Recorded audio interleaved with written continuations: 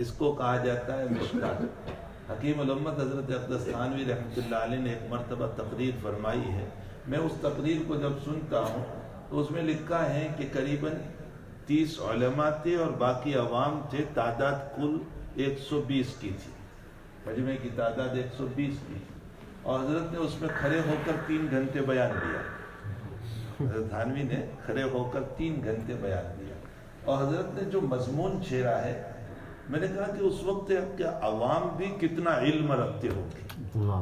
اب آج تو ذرا سی علمی بات بیان کی جائے تو کہ ماتھا اوپر ہی جائے تو باؤنس جائے، کچھ سمجھ میں نہیں آ رہا۔ اصل میں ہمارا ذوق جو ہے نا، ذوق وہ کچھ ایسا ہی ہو گیا ہے، نہ ہمیں وہ اشتغال بالقرآن ہے، نہ اشتغال بالحدیث ہے، کچھ نہیں، ہمارا اشتغال ہی نہیں ہے، بس سرسری باتیں ہمارے۔ میں نے کل ہی ہمارے بلیک برن میں بگنل میں ایک بات کہی کہ حضرت شاہ ہم تو تصوف سے بھی ناواقف، ہم نے تصوف نام رکھا ہے بیت ہو جانے، بس ہو گئے، باقی پوچھو کہ حقیقت تصوف کیا ہے تو اس مرید کو بھی پتہ کچھ نہیں ہوگا۔ تو بہرحال تصوف کی حقیقت کا بھی ہمیں علم نہیں ہے کہ تصوف کیا چیز ہے۔ شاہ عبد القدوس گنگوئی رحمۃ اللہ علیہ بہت بڑے ولی کامل گزرے ہیں، ان کے بعد میں لکھا ہے کہ انہوں نے ایک دن عشاء کے بعد اپنے مجاز کو، اپنے خلیفہ کو بلایا اور کہا میں تمہیں ذکر حدادی دوں گا۔ اب پوچھو آج خانقاہ میں کہ ذکر حدادی کس کو کہتے ہیں؟ کسی کو پتہ ہی نہیں ذکر حدادی کیا ہوتا ہے۔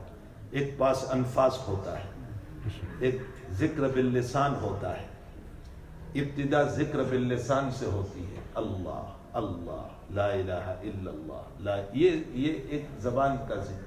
جب انسان اس کا عادی بنتا ہے تو پھر سانس سے ذکر چلتا ہے، اس کو پاس انفاس کہا جاتا ہے۔ اور ذکر حدادی کس کو کہا جاتا ہے؟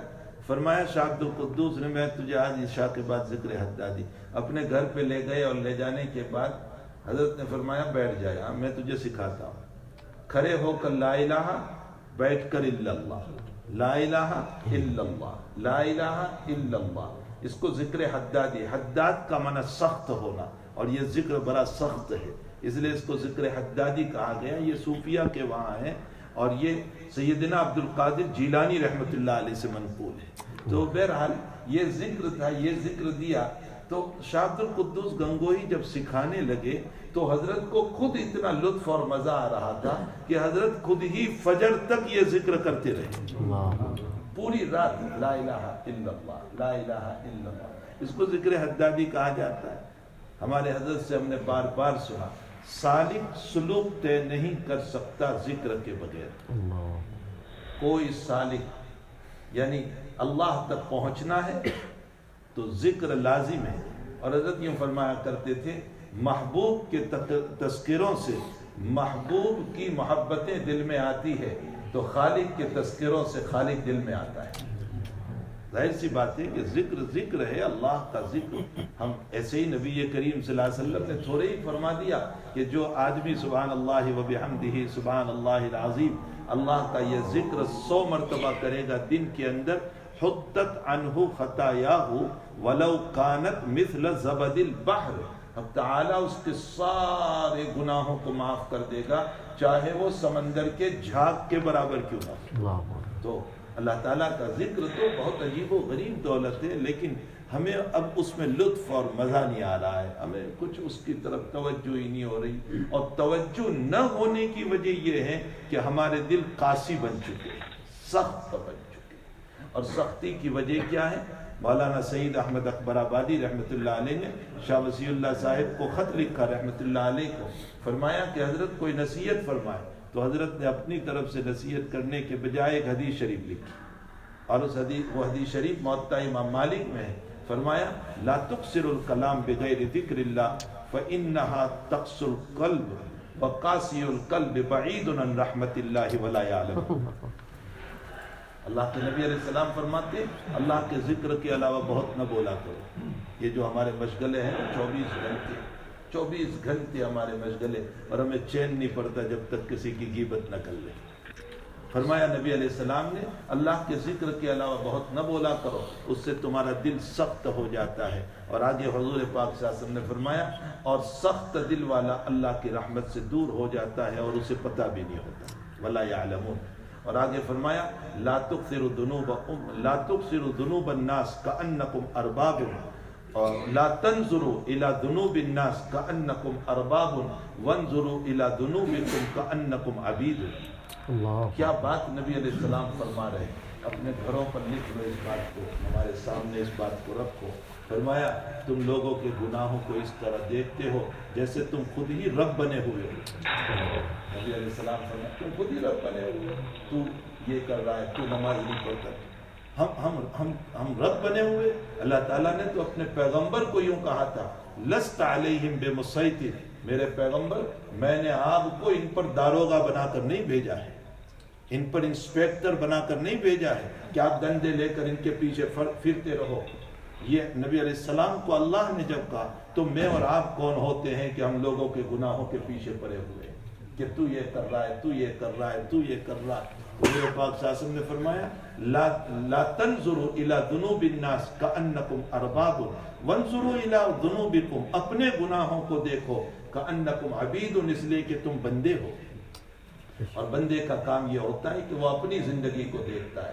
آگے فرمایا فإنما الانسان مبتلا ومعافات، انسان بعض مرتبہ حالات میں ہوتا ہے اور بعض مرتبہ عافیت و راحت میں ہوتا ہے۔ فرمایا ارحموا علی المبتلا، جو حالات میں ہیں ان کو دیکھ کر کے تم خوش نہ ہو جاؤ بلکہ ان کے لیے دعا کرو۔ کسی کی بیماری دیکھو، کسی کے حالات دیکھو، کسی کی غریبی دیکھو، کسی کی پریشانی دیکھو، کسی کی بیٹی کا مسئلہ دیکھا، کسی کی عزت کا مسئلہ دیکھا، تو تم خوش نہ ہو جاؤ کہ اچھا ہوا یہ، بلکہ اس کے لیے دعا کرو، اے اللہ اس کے لیے رحم فرما، اس کے لیے کرم فرما۔ اور تم اچھے حالات میں ہو فاحمد اللہ، اللہ کی تعریف کرو کہ اللہ تو نے مجھے اولاد اچھی دی، بیوی اچھی دی، مجھے شفا دی، میں بیماریوں سے پاک ہوں، میں چلتا پھرتا ہوں، میں دوڑتا ہوں۔ تو یہ جو ہے نا کثرت کلام، اس نے ہمارے ذکر کو، جو ہمارے دل کو جو ہے ایسا سخت بنا دیا ہے کہ رونا بھی ختم، رونے کی ادائیں بھی ختم، ساری چیزیں، حتیٰ کہ اللہ کا ذکر بھی ختم۔ ذکر ہے ہی نہیں ہماری زندگی میں، نہ اللہ کے ذکر کا کوئی تذکرہ ہے۔ ہمیں چاہیے کہ ہم ذاکرین میں سے بنیں۔ کوئی سالک سلوک طے نہیں کر سکتا اللہ کے ذکر کے بغیر۔ ہر سالک کو اپنے، میں آپ کو ایک موٹی سی مثال، میرے حضرت کی اس بات میں اپنی زبان میں آپ کو سمجھاؤں۔ کبھی کسی کا فون آتا ہے نا، اپنی موٹی زبان میں سمجھے، کسی کا فون آیا تو آپ کیا کہتے ہیں؟ ابھی میں آپ کو ہی یاد کر رہا تھا، دل میں آپ ہی کے خیالات چل رہے تھے، ابھی میں آپ کو فون کرنے ہی والا تھا، آپ 100 سال کے ہو جائیں گے، ابھی آپ ہی کا تذکرہ۔ یہ جملے کیوں بولتے ہیں آپ؟ اس لیے بولتے ہیں تاکہ سامنے والے کے دل میں آپ کی محبت آ جائے، اور سامنے والا بھی کیا سوچتا ہے، ماشاءاللہ آپ مجھے یاد کر رہے ہیں، ماشاءاللہ آپ کے دل میں میرا خیال۔ تو میرے اس جملے پر، حالانکہ کبھی یہ تصنع بھی ہو سکتا ہے، کبھی بناوٹ بھی آرٹیفیشل بھی ہو سکتا ہے، حقیقت میں وہ کوئی اتو جو وہ تو ویسے ہی میں نے کہہ دیا کہ ابھی دل میں یہ خیال گزر رہا تھا آپ کا، تو یہ آرٹیفیشل بھی ہو سکتا ہے، بناوٹ بھی ہو سکتا ہے، لیکن اس کے باوجود سامنے والے کے دل میں میری محبت آ گئی تو کیا خیال ہے، دل سے مولا کو یاد کریں اور اس کے وہاں ہماری یادیں نہ ہو، یہ کیسے ہو سکتا ہے؟ یہ کیسے ہو سکتا ہے کہ ہم دل میں اللہ کے خیالات کو لے کر چلیں اور وہ اللہ ہم کو یاد نہ کرے، اور اس کی یادیں ہماری یادوں سے بہت بڑی ہیں۔ میری یاد تو یہاں فنا ہو جائے گی، لیکن اس کی یاد دنیا میں بھی باقی، آخرت میں بھی باقی۔